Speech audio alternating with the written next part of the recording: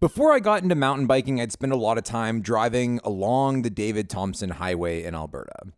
There you will find some of the most beautiful hikes and camping opportunities that the province has to offer. And on every single one of those trips, I'd inevitably find myself in Nordegg at the Miners Cafe for a sandwich and a slice of pie. I love this area, but after getting into riding, more and more of my weekends have been spent at trail networks that cater more to the sport that I love. While there has always been some riding around Nordegg, Coliseum Mountain, for example, has some great descents and a killer climb to gorgeous views, it wasn't enough to encourage me to pitch a tent or book a hotel and settle in for a couple of days. But last season, that all changed. Black Mountain is the newest mountain bike destination in Alberta, and I could not be more excited. At the end of last season, I made 2 trips out there. One to explore the trails for the first time with a few friends, and immediately again to sit down with the beautiful humans at NORCA who helped make this burgeoning network a reality. My name is Hannah Landon. We have been in Nordegg for 9 or 10 years. We used to be a mountain bike race called the Black Mountain Challenge, and a bunch of people from Frontier Lodge back in like the 90s were part of putting on that event. So we had known there were trails up there, and as we got into biking, we were kind of curious to be like, well, what other trails could we find? So Dennis and I started riding around up there on the mountain, finding little bits of the old single track and trying to figure out if we could put it together. And we just started to get really curious about if there was a way to bring some of that trail back online. So I chatted with Doug Ritchie. He'd been the director here at Frontier Lodge like 25 years ago. And I was like, hey, Doug, we kind of have this idea. And he got me in touch with Don Livingston, who'd been the land manager for a really long time in our area. So I called Don up and I was like, hey, Don, I know you don't know me, but I have this idea. And Don had been part of the Black Mountain Challenge back in the day. And he was really excited about it. And he's like, I can do you a lot better than just trying to refurbish old trail. He's like, this whole idea could be a lot bigger than you realize is possible. He helped to introduce us to some of the folks at West Fraser. They were so generous with us. They were sharing like LiDAR maps with us, like soil sample maps with us. Our relationship with them started to evolve until we started working with the person who helped us make our application for the FRIA grant, where he was like, okay, come up with a plan for what you want to do. And we'll make a grant, we'll make an application, see if we can get funding for you. We also got connected with Clearwater Trails Initiative, CTI, and they've done more motorized trail initiatives in the Clearwater County area. But because we were a brand new fledgling organization that might be asking for a lot of money, they're like, let's get you partnered with this other not-for-profit. They can help keep establishing trust as you guys are learning your operations and we're all building trust together. So kind of those 4 groups came together to start working toward this dream of the Black Mountain Trail Network.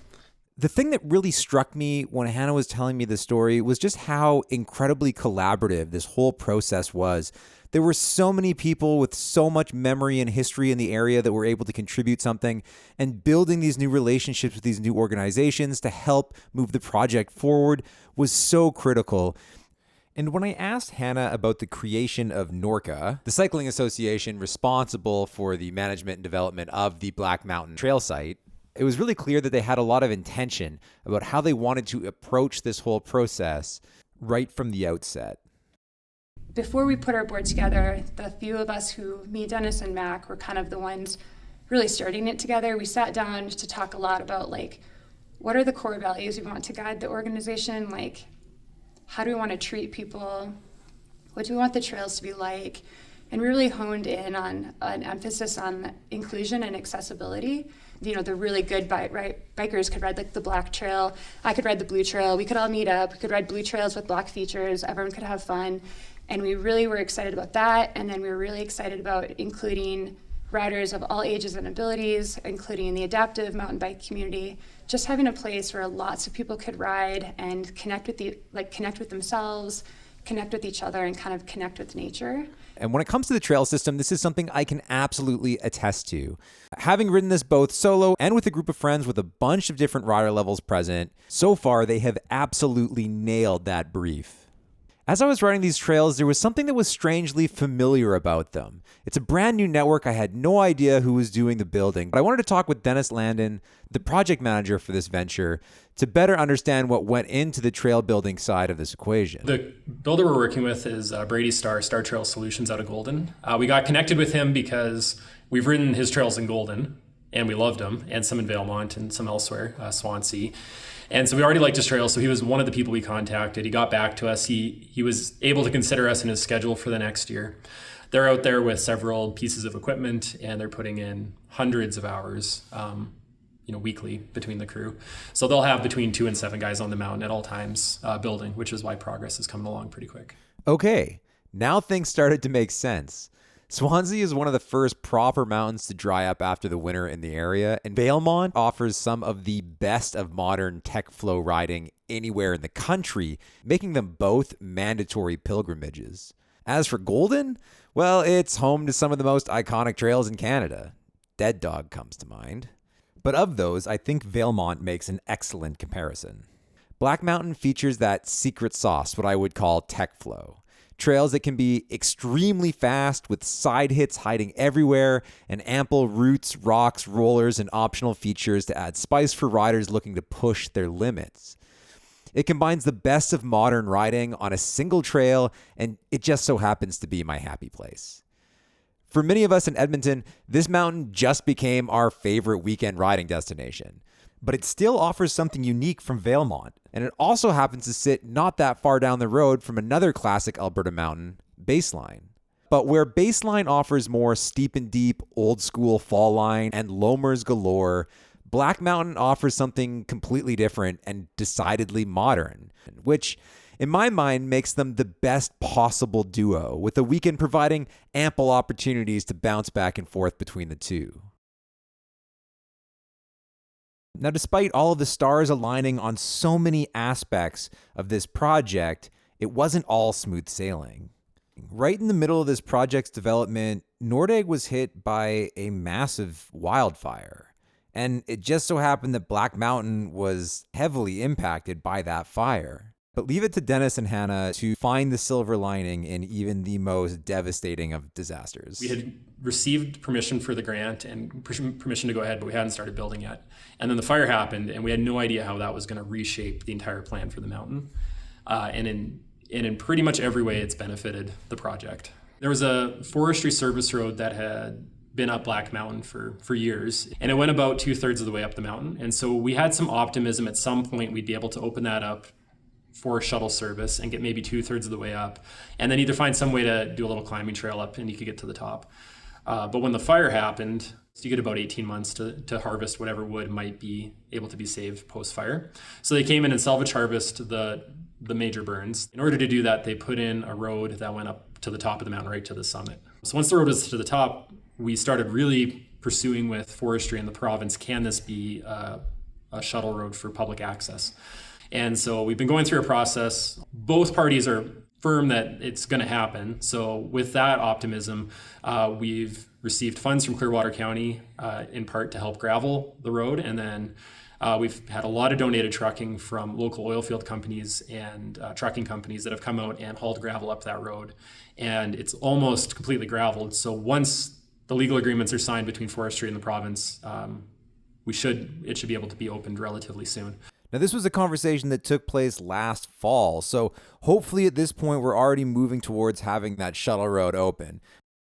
When I rode last year, the project was 50% complete, and I have been itching to get back out there. There was still lots left unexplored, and with more coming, I'm just falling further behind.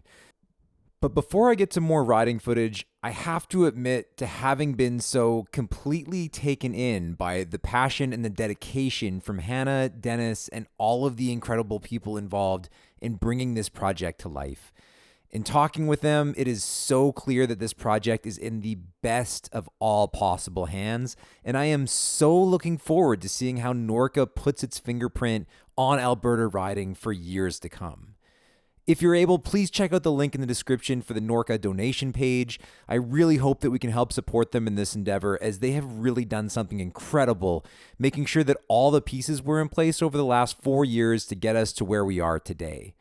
Again, I really want to thank Hannah and Dennis for being so generous with their time and welcoming me with such open arms. So before we get on with the ride, I'd like to just let Hannah take us out. It's not like we formed a board and just made this happen overnight.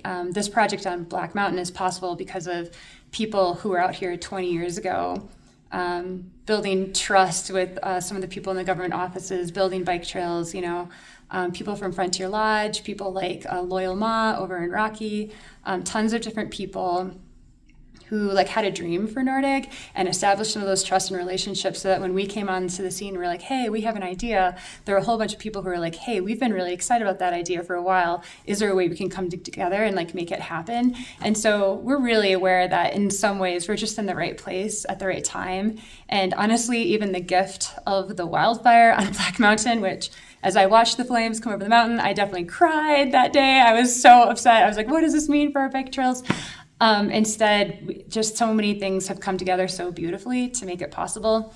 And we're just really thankful for the support of the county, our community, the government, getting to work with industry, getting to work with these awesome truckers, trucking gravel for us.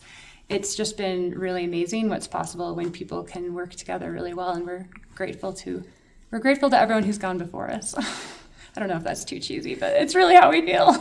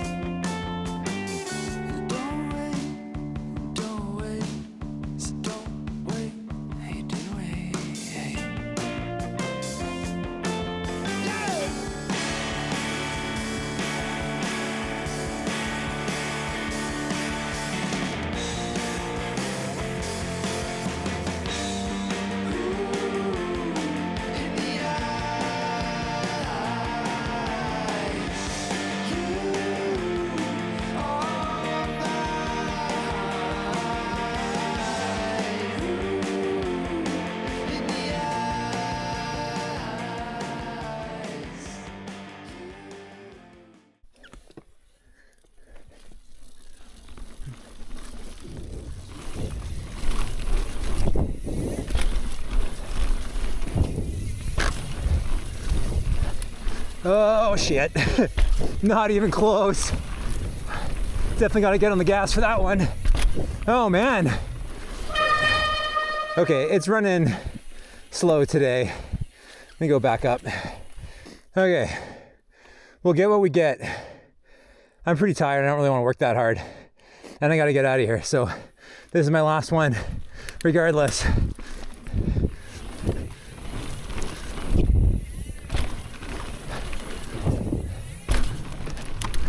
Oh, wrong gear. Oh, fuck. 50, perfect, 50-50.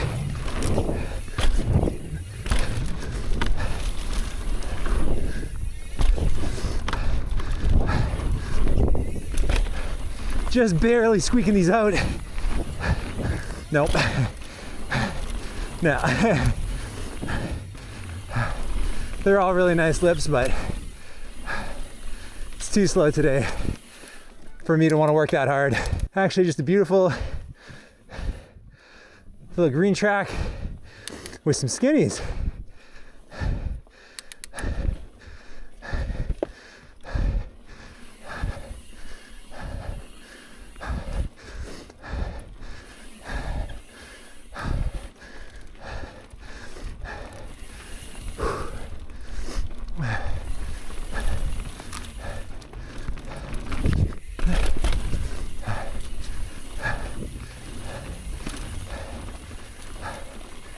Oh, I'm skipping that one.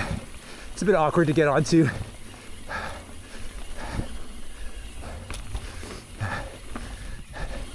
But just a great little way to get back to the car if you're trying to work on skinnies. Great place to mess around with that. And it just dumps you right back out at the lot.